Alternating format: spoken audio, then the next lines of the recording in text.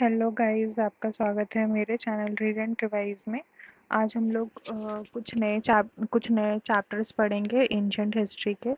और बिल्कुल ही हम टू द पॉइंट पढ़ेंगे। ये बहुत ही क्रिस्प होगा और इसमें आपको बस ऐसा कहानी नहीं मिलेगा। ये ना बिल्कुल ही पॉइंट वाइज लिखा हुआ है, तो आपको ये रिवाइज करने में भी आसानी होगी और ये एग्जाम्स के लिए बहुत ही रेलिवेंट है। तो चलिए हम स्टार्ट करते हैं।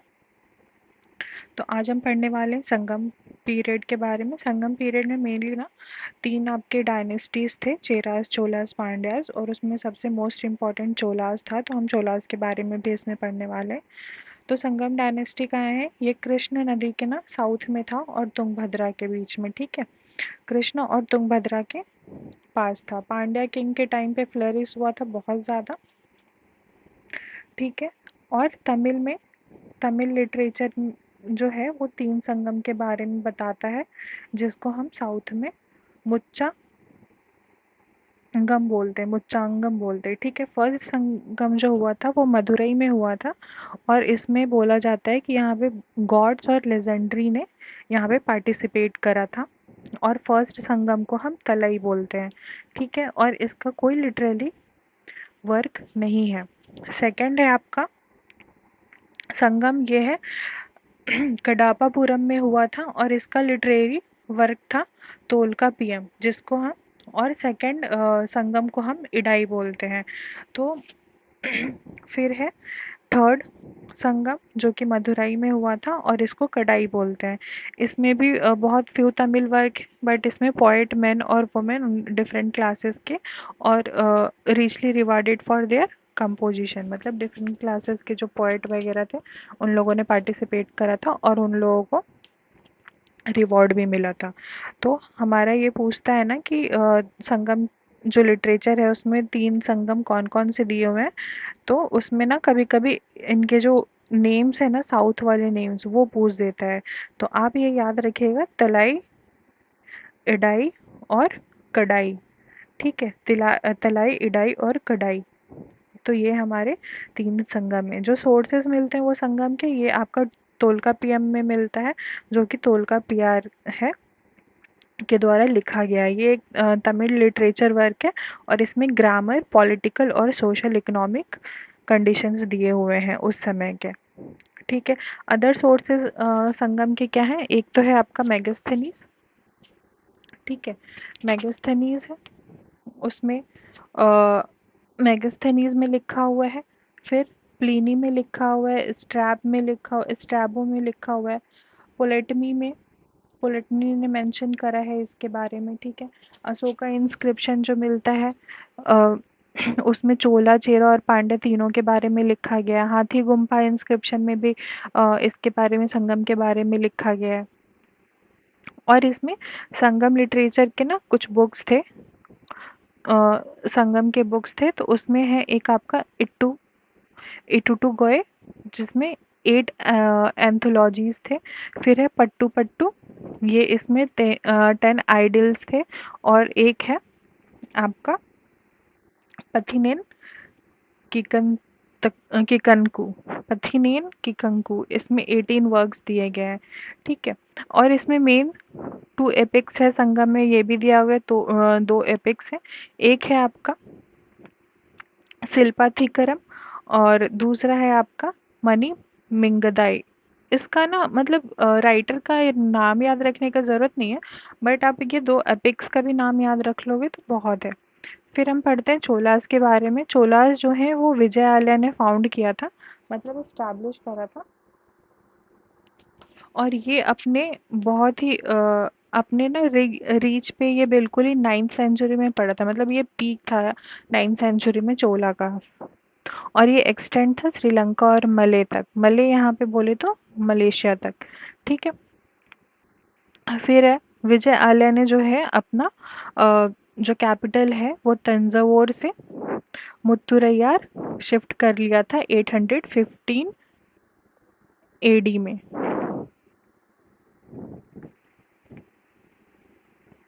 फिर उसके बाद हम पढ़ते हैं जो कैपिटल, इनका मेन कैपिटल था चोला का, वो तंजावुर था। इधर हालांकि विजय आर्या ने उसको शिफ्ट कर लिया था, बट फिर भी इनका मेन कैपिटल आपका तंजावुर था। संगम के बाद सबऑर्डिनेट थे ये पल्लवास के, बट द 8th सेंचुरी में विजयालय ने इसको फिर से री इमर्ज करा और इसको एक ऊंचाई पे ले गए। तो इसमें प्रोमिनेंट लीडर कौन थे चोलास के? पहला तो था आपका राजा राजा वन, जो कि प्रांतका टू के बेटे थे और ये लोग शैविज्म को फॉलो करते थे। राजा राजा को चोल जो थे उनको टाइटल मिला हुआ था कंडालूर, सल्लई और काला मरुता, और एक है मुमुडी चोला। ठीक है। ये आपको राजा राजा को टाइटल्स मिले थे। चेराज रूलर भास्कर विवरामन को इन्होंने हराया था राजा राजा ने। ठीक है। और पांड्या रूलर अमर भुजंग इनको भी हराया था। इन्होंने राजा राजा ने कन्क्वेयर किया था आपका गंगावती, टडिगपडी और नोलम बापडी और मैसूर रीजन। अब मेनली आप ये याद रखिएगा ना, कर्नाटका के जो रीजन है ना वहाँ उनको इन्होंने कन्क्वेयर किया था। फिर है चालुक्यन, वेस्टर्न चालुक्यन रूलर सत्य राय को इन्होंने हराया था और श्रीलंका में इन्वेजन किया था महिंदा 5 के टाइम में। नेवल कन्क्वेस्ट किया था मालदीव्स आइलैंड पे। तो ये जो थे आपके राजा राजा के बारे में इम्पोर्टेंट पॉइंट्स हैं। इसमें से आप ये याद रखना कि चालुक्य के किंग को हराया था, श्रीलंका पे इन्वेजन करा था और नेवल कन्क्वेस्ट किया था आपका मालदीव में। ये इम्पोर्टेंट है। फिर राजा राजा के बाद आते हैं हमारा राजेंद्र। राजेंद्र ने भी शैविज्म अपनाया था और ये टॉलरेंस इन्होंने अपनाया था दूसरे जो रिलीजन थे जैसे वैष्णविज्म और बुद्धिस्ट में। इन्होंने भी कन्क्वेस्ट करा था श्रीलंका को और सीज कर लिया था महिंदा 5 को। तो आप ये याद रखना, राजा राजा फर्स्ट और राजेंद्र फर्स्ट, इन दोनों ने महिंदा 5 के साथ लड़ाई करी है और एक ने इन्वेजन करा है श्रीलंका पे और दूसरा ने कन्क्वेस्ट करा है। तो राजेंद्र को ये टाइटल मिला हुआ था मुदिकोंडा, गंगाईकोंडा, कदरमकोंडा और पंडिता चोलन। ठीक है।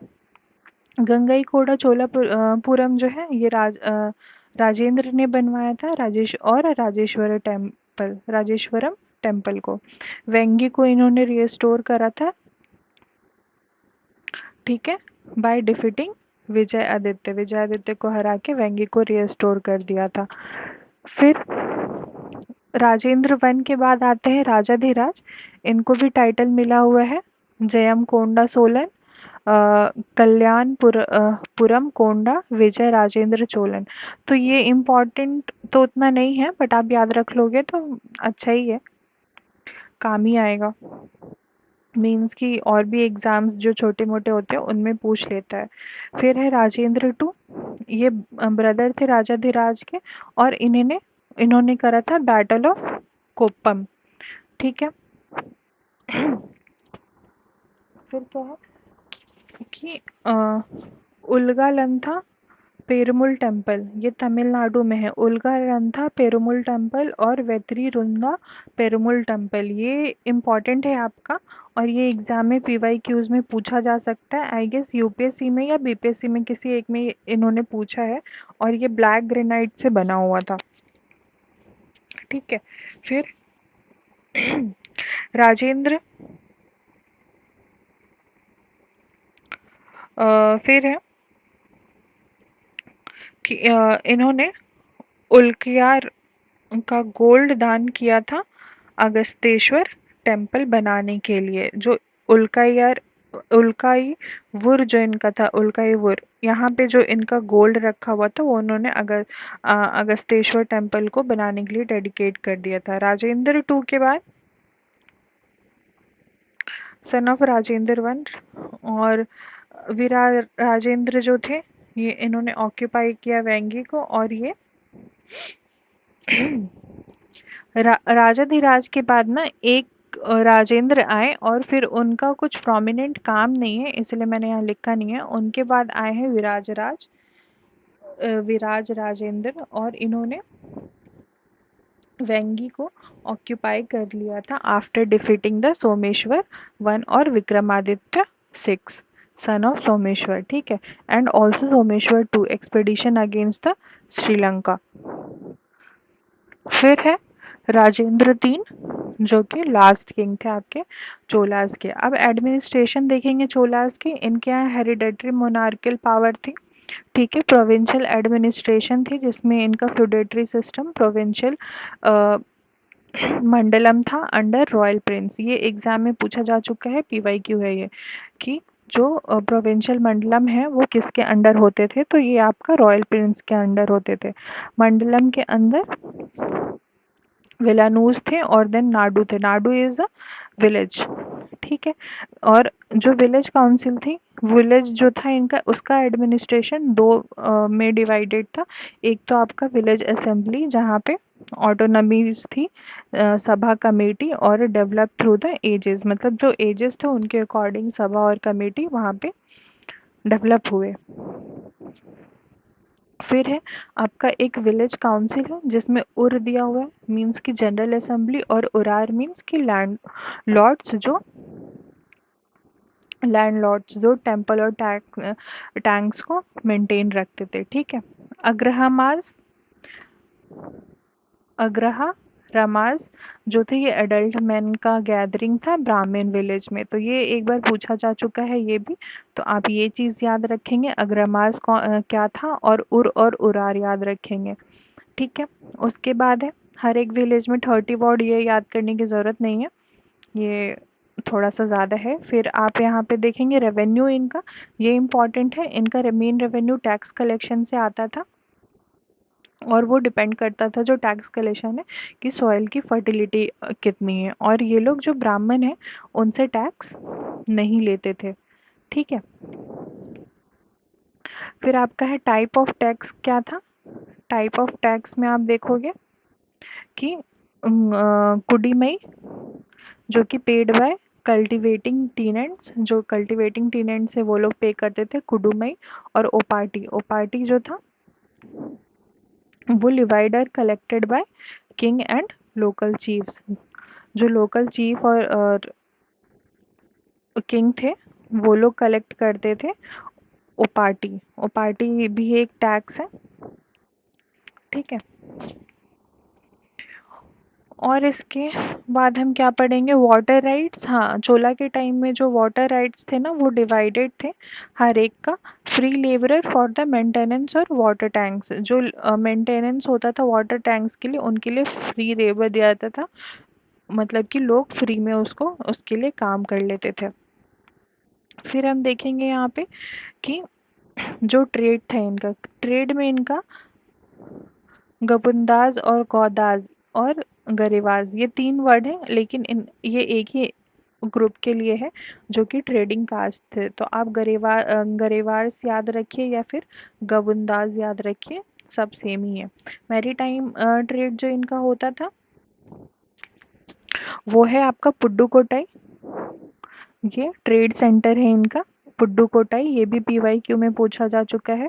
और मैसूर और सॉरी मलापुर और तिरुवोतियर चेन्नई, ये भी इनका एक आपका सेंटर था। फिर नागापट्टिनम, विशाखापट्टनम और कृष्णापट्टनम, ये साउथ के नेल्लोर के साउथ में था ये, ठीक है। और ये जो हैं कुछ टैक्स हैं जिनके नाम थे एरियम, ये था tax collected by village assembly, जो असेंबली। आगे हम पढ़ते हैं पल्लवास के बारे में। पल्लवास के जो रियल फाउंडर थे वो सिम्हा विष्णु थे, ठीक है। और इन्होंने कलाबरास को हराकर पल्लवा को इस्टेब्लिश किया था, ठीक है। पल्लवा मतलब रोज हुआ, मतलब पल्लवा अपने पीक पे पहुंचा महेंद्र वर्मन और नरसिंह वर्मन के टाइम में, और इनकी जो है वो लगातार लड़ाई होते रही चालुक्यास, चोलास और पांड्यास से, ठीक है। इनका जो मेनली ऑक्यूपाइड एरिया था और जहाँ पे पल्लवास रहते थे वो आंध्र प्रदेश का और तमिलनाडु का एरिया था। कैपिटल इनकी कांची थी, ठीक है। सिम्हा विष्णु को अवनी सिम्हा भी बोलते हैं और सिम्हा विष्णु पोटा राया भी बोलते हैं। भारवी कोर्ट, इन भारवी जो थे इनके कोर्ट में पोएट थे। ठीक है। देन आता है महेंद्र वर्मन। सिम्हा विष्णु के बाद आते हैं महेंद्र वर्मन, जो कि इनके टाइम में मेजर पॉलिटिकल पावर जो है इनके टाइम में इमर्ज हुई। पुलकेशिन टू से इनकी लड़ाई हुई थी, बट ये डाइड हो गए थे।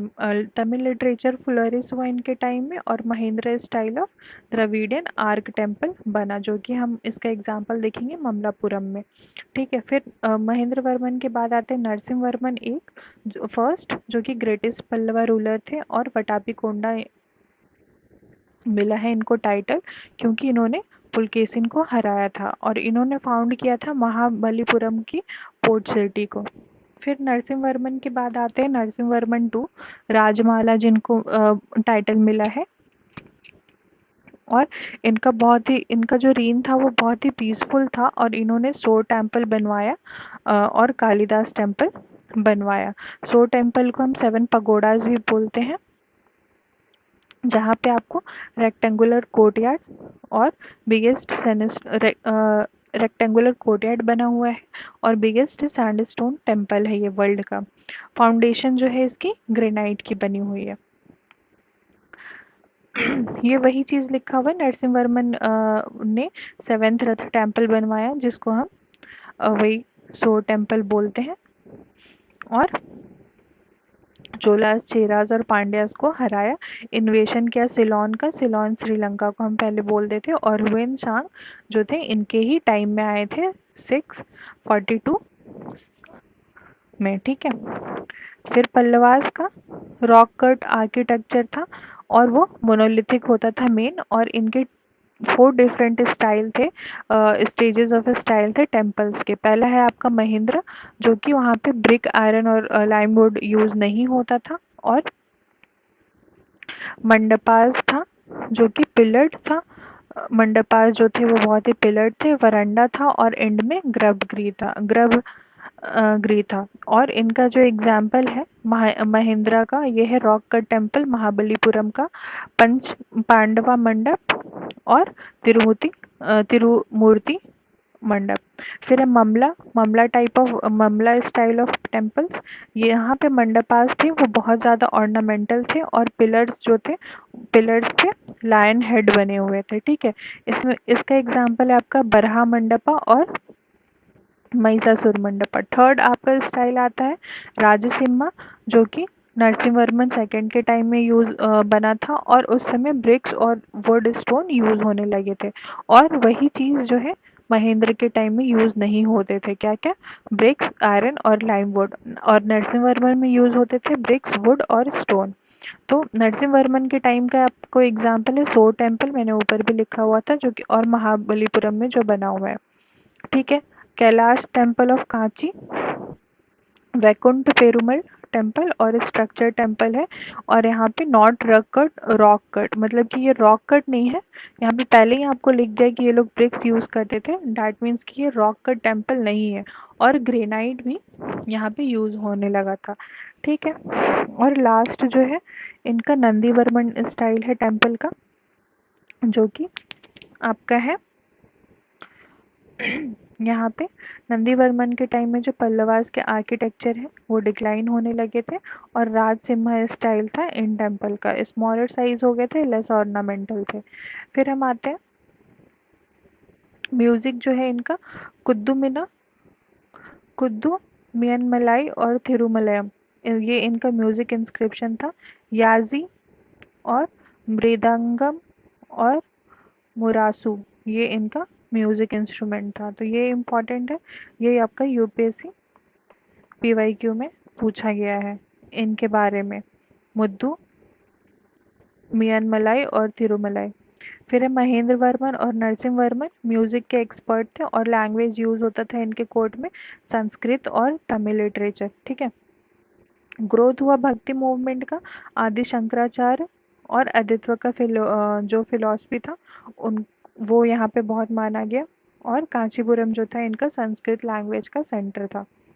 बुद्धिज्म और चाइनीज में एक्टिव थे इनके समय में, और नयनार्स और अलवर्स शैविज्म एंड वैष्णविज्म को फैला रहे थे।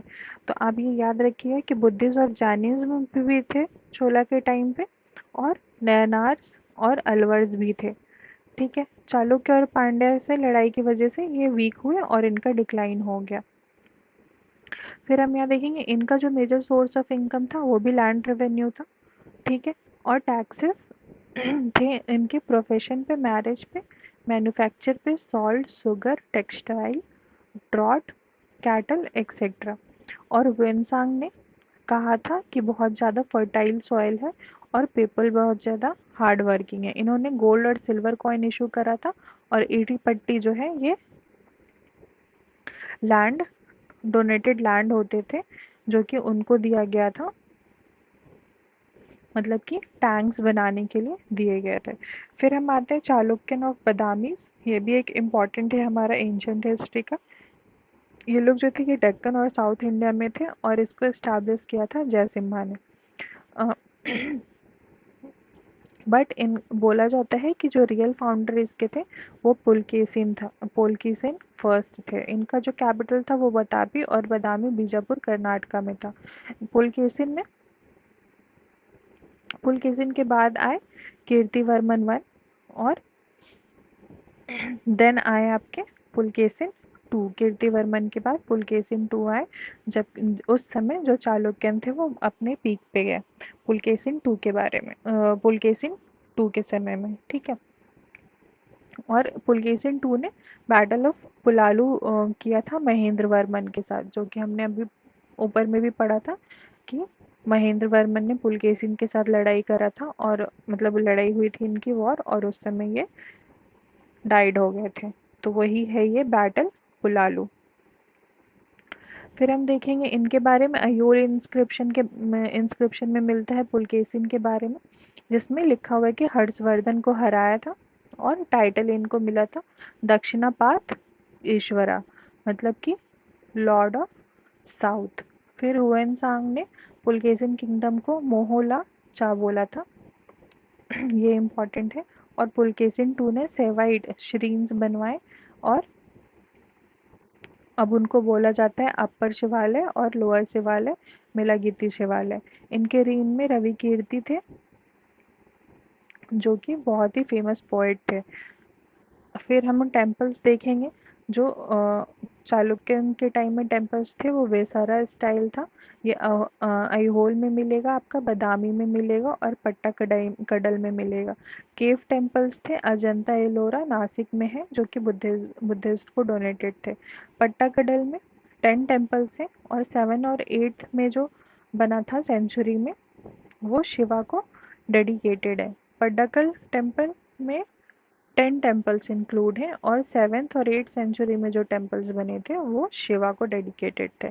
इसमें एग्जाम्पल इसका है Papanath temple, Virupaksha temple, sandstone use हुआ था इसमें, और ऑल्सो ब्लैक ब्लैक ग्रेनाइट। ठीक है, हिंदू और जैन टेम्पल्स थे, और केव नंबर 1 to 4 ये सैंडस्टोन के बने हुए हैं, और केव 1 तांडव नटराज है उनमें। केव 1 जो है उसमें नटराज का तांडव करता हुआ मूर्ति है। भूतनाथ ग्रुप ऑफ टेम्पल्स, ये अगस्त लेक के किनारे बना हुआ है, और under influence of Jain, but later taken over by Lingayat. पहले जब ये बना था तो ये जैन के इन्फ्लुएंस से बना था, फिर ये लिंगायत को चला गया। विरूपाक्षा टेम्पल अभी हमने यहाँ पे पढ़ा था, ये लार्जेस्ट टेम्पल है पटाकल मॉन्यूमेंट का। पटाकल में जो 10 टेम्पल्स है ना, पटाडक्कल में जो 10 टेम्पल्स हैं उनमें सबसे लार्जेस्ट है ये विरूपाक्षा टेम्पल, और इसको क्वीन लोका महादेवी ने बनवाया था 8th सेंचुरी में। ठीक है, प्योरली साउदर्न स्टाइल टेम्पल है, स्टोरीड टावर है यानी शिखरा, और रिप्रेजेंट करता है सीन्स ऑफ रामायणा को। इसमें रामायणा दिया हुआ है, और नोन एज श्रीलोकेश्वरा महाशिला, नोन एज श्रीलोकेश्वरा महाशिला प्रसाद, इस टेम्पल को बोलते हैं जो यहाँ पे है ना विरूपाक्षा टेम्पल, उसको बोलते हैं। यहाँ पे नंदी मंडपा है जो कि ईस्ट में है टेम्पल के। ठीक है। फिर अयोल जो टेम्पल से पुलकेशिन 1 और पुलकेशिन 2 के टाइम में बना हुआ था। और रावणपाड़ी केव्स है जहाँ पे गर्भगृह है और 2 साइड से गैलरी है। 6th सेंचुरी में डांसिंग शिवा विथ पार्वती। यहाँ पे जो अयोल टेम्पल है वहाँ पे बनाया है इन लोगों ने 6th सेंचुरी में dancing Shiva with Parvati. Several super structure यहाँ पे आपको देखने को मिलेगा, शीघ्र जैसे कि शीघ्र, मुंडामल और रेखा प्रसाद। फिर एक है Durga temple. Few Jain temples भी है, most are Brahmanical. Block of stones जो है वो यूज हुए हैं, मीन्स कि रॉक कट नहीं है यहाँ पे। अयोल में यहाँ पे ब्लॉक ऑफ स्टोन्स है। ठीक है। और एक इनका आपका इम्पोर्टेंट है लार्ड खान का टेम्पल जो कि विष्णु को डेडिकेटेड है और रेक्टेंगुलर स्ट्रक्चर है इसका। ठीक, ये था हमारा पल्लवास का। और फिर हम देखते हैं इनमें लैंग्वेज कौन कौन सा ये यूज़ करते थे, तो संस्कृत, कन्नड़ा, प्राकृत और सप्त वत्रम ग्रामर वर्क थे पुलकेशिन 2 के समय का, जो कि संस्कृत में लिखा हुआ है, उनके किसी चीफ ने लिखा था। त्रिपदी जो है वो फॉर्म ऑफ पोएट्री है। और फिर हम देखेंगे कि जो किंग था एक्टिवली इन्वॉल्व था एडमिनिस्ट्रेशन में। विलेज को ऑटोनॉमी नहीं थी, जो कि हम ऊपर देखेंगे जो चोलास के टाइम में विलेज की ऑटोनॉमी थी। मैरीटाइम पावर जो पुलकेशिन के टाइम में बहुत ज़्यादा इम्पोर्टेंट है, वहाँ वो पुलकेशिन 2 ने 100 शिप्स रखे हुए थे और इकोनॉमी इनकी मेनली डिपेंडेंट थी लैंड, ट्रेड और कॉमर्स पे। फिर लास्ट में हम आते हैं गुप्ताज में। गुप्ताज जो है 319 एडी से 540 एडी तक थे। और ये मौर्यन को डिक्लाइन करने के बाद सतवाहनाज आए, देन कुशानाज आए। ये स्टोरी है कि हाउ गुप्ता इमर्ज। तो मौर्यंस को हराने के बाद सतवाहनाज, देन कुशानाज।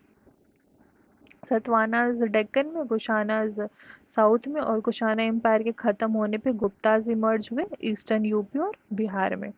एस्टैब्लिश किया गुप्ता को श्री गुप्ता ने। ठीक है।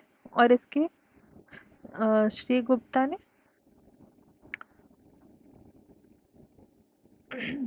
और सबसे इम्पोर्टेंट इनके जो किंग्स थे वो उनमें से एक है चंद्रगुप्त वन, जिन्होंने मैट्रिमोनियल अलायंस बनाया था और Licchavi of Nepal matrimonial alliance बनाया था लिच्छवी से, और एक्सपैंड किया था गंगा रिवर टू प्रयाग, मतलब कि पहले गंगा रिवर से लेकर प्रयाग तक इन्होंने एक्सपैंड किया था। कॉइन्स भी इन्होंने बनवाए हैं अपने अपने और क्वींस के नेम पे। फिर आते हैं चंद्रगुप्त के बाद समुद्रगुप्त। जो इनका पॉलिसी था वो वेलफेयर और कॉन्क्वेस्ट का था, जो कि अपोजिट था अशोकास थे। इलाहाबाद पिलर इंस्क्रिप्शन प्रयाग परिस्थिति में इनका लिखा हुआ मिलता है इनके बारे में। और उनके जो पोएट हैं हरि सेन, इनने ही लिखा था वहाँ पे। ठीक है। और ये सेम पिलर में कार्व्ड है जो अशोका ने कार्व करवाया था, मीन्स कि प्रयाग परिस्थिति का जो पिलर है वो अशोका ने पहले बनवाया था, बट बाद में जो हरिसेन है उन्होंने इस पे समुद्रगुप्त के बारे में लिखवाया है। फिर ये लोग मिंटेड कॉइन इन्होंने रिलीज किया जिस पे अश्वमेधा का जो स्टैम्प होगा वो दिया था। इनको टाइटल मिला कविराज का। फिर परम भागवत का, जो कि आपका नालंदा कॉपर में दिखता है। कविराज ये इलाहाबाद इंस्क्रिप्शन पे लिखा हुआ है, और इसने कभी साउथ इंडिया को कन्क्वेयर नहीं किया समुद्रगुप्त में। इनने जितने भी कंट्रीज कन्क्वेयर किए थे उसको 5 ग्रुप में डिवाइड किया था। पहला तो आपका है गंगा यमुना दोआब, दूसरा है ईस्टर्न हिमालय, फिर है नेपाल, फिर आसाम एंड बंगाल। और वी ए स्मिथ ने इन्होंने बोला था इंडियन नेपोलियन, और समुद्रगुप्त के टाइम में स्ट्रॉन्ग नेवी थी। तो ये तो इम्पोर्टेंट है, ये दोनों बहुत ही इम्पोर्टेंट है। ये किसने समुद्रगुप्त को इंडियन नेपोलियन बोला था, तो वी ए स्मिथ। और स्ट्रॉन्ग नेवी थी इनके पास में। और इनके टाइम में मिंटेड कॉइन थे जिसपे अश्वमेधा का स्टैम्प था। फिर आते हैं समुद्रगुप्त के बाद चंद्रगुप्त टू। ये भी बहुत इम्पोर्टेंट है। इन्होंने भी मिंटेड कॉइन बनवाया था, बट इन्होंने सिल्वर, कॉपर और गोल्ड, गोल्ड को हम दिनार बोलते थे उस समय, उन पे भी कॉइन्स बनवाए थे। अपनी बेटी प्रभावती का शादी करा था इनने वधका डायनेस्टी से, वधका डायनेस्टी के प्रिंस से रुद्रसेन टू से। ठीक है, शाकाज और मलवाज और गुजरात को सीज किया था इन्होंने। आयरन पिलर ऑफ मेहरौली में इनके बारे में दिया गया है। समुद्रगुप्त का टाइटल इनको जो मिला था वो सिम्हा विक्रमा और विक्रमादित्य का टाइटल मिला था। उज्जैन को इन्होंने सेकंड कैपिटल बनवाया था और विक्रम संवत इनके टाइम में ही स्टार्ट हुआ था। कॉइन टाइप इनका जो था वो अश्वरोही, चक्रधारी, चक्रा विक्रम और फाहियान जो है इनके टाइम में आए थे और उनका ट्रैवलॉग था फागुओजी। फागुओजी ये इम्पोर्टेंट है कि फाहियान किसके टर्म में आए थे। अभी आप मुझे ये बताओगे कि ऊपर हमने कौन से ट्रैवलर के बारे में पढ़ा और वो कब आया था। ठीक है, उदयगिरी केव्स इंस्क्रिप्शन पर इनको दिग्विजय बोला गया है। और इनके जो कोर्ट में नवरत्न थे, नवरत्न में आपका ये आप पढ़ लोगे, ये जो है उनके उस समय के नाम थे। ठीक है, तो ये आप पढ़ लोगे नवरत्न जो भी थे, और ये उनके बुक्स हैं, ये नेम्स हैं और ये बुक्स हैं। फिर आपका चंद्रगुप्त के बाद आते हैं कुमारगुप्त, जिनको टाइटल मिला था सक्रादित्य का और महेंद्रादित्य का। इन्होंने परफॉर्म किया था अश्वमेधा, नालंदा यूनिवर्सिटी बनवाया था। तो ये इम्पोर्टेंट है पॉइंट, ये भी पूछा गया है। इनके रीन में जो है Karandanda, Mandsaur, Bilsad inscription and Damodar copper plate में इंस्क्रिप्शन पर मिलता है इनके बारे में। करण दंडला, मंदसूर, बिलसाद इंस्क्रिप्शन, ये 3 इंस्क्रिप्शन है और एक कॉपर प्लेट दामोदर, इनमें मिलता है। कॉइन मतलब कि कॉइन्स इन्होंने गोल्ड कॉइन्स बनवाए थे। जो कॉइन्स टाइप्स हैं वो आपका है खदगाधारी, गजारोही, सिन्निहंता और कार्तिकेय और किंग निहंथा। कार्तिकेय और किंग निहंथा। फिर हम देखेंगे कुमारगुप्त के बाद आते हैं आपका स्कंदगुप्त। स्कंदगुप्त जो है इनको विक्रमादित्य का टाइटल मिला था और जूनागढ़ और गिरनार इंस्क्रिप्शन में इनके बारे में लिखा हुआ है। इनके गवर्नर थे प्राणदत्ता,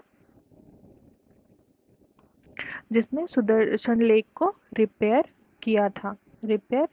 प्राणदत्ता ने सुदर्शन लेक को रिपेयर किया था, तो ये इम्पोर्टेंट है। विष्णुगुप्त इनके लास्ट किंग थे और गुप्ता जो हुन्स थे इनके टाइम में ही इन्वेजन करा था। देवगुप्त रूलर ये जो थे लेटर गुप्ता डायनेस्टी का seventh, Devagupta ruler the later Gupta dynasty के सेवेंथ मौखारी डायनेस्टी के साथ कन्फ्लिक्ट हुआ था इनका। अच्छा, देवगुप्ता जो है इनका कन्फ्लिक्ट हुआ था मौखारी डायनेस्टी के साथ।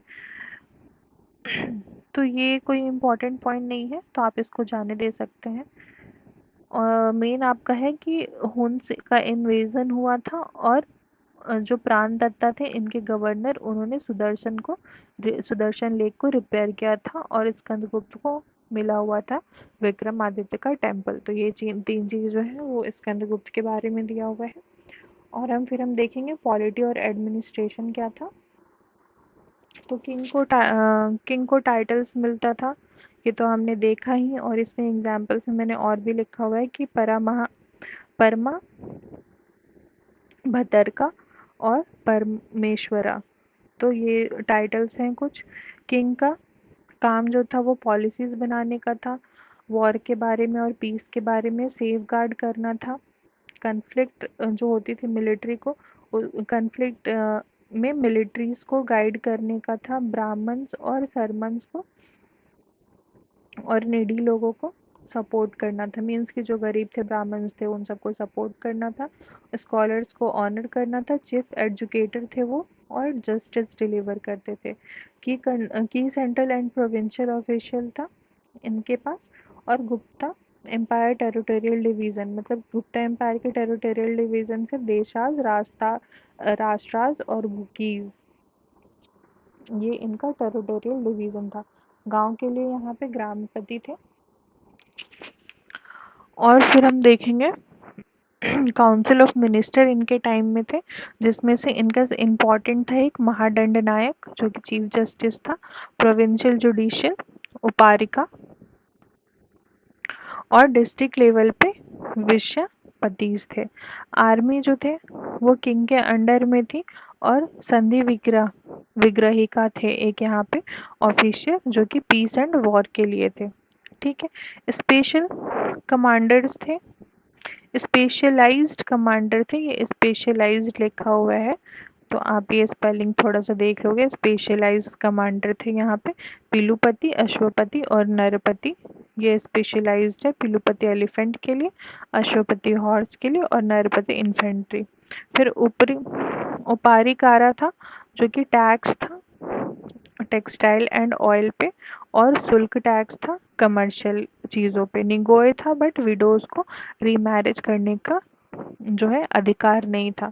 तो ये था हमारा एंशंट हिस्ट्री का कुछ इम्पॉर्टेंट टॉपिक्स। तब तक के लिए आप पढ़ते रहिए और रिवाइज करते रहिए। All the best for exam. मैं नेक्स्ट टॉपिक में फिर से आपसे मिलूंगी। Thank you. तब तक लाइक शेयर एंड सब्सक्राइब।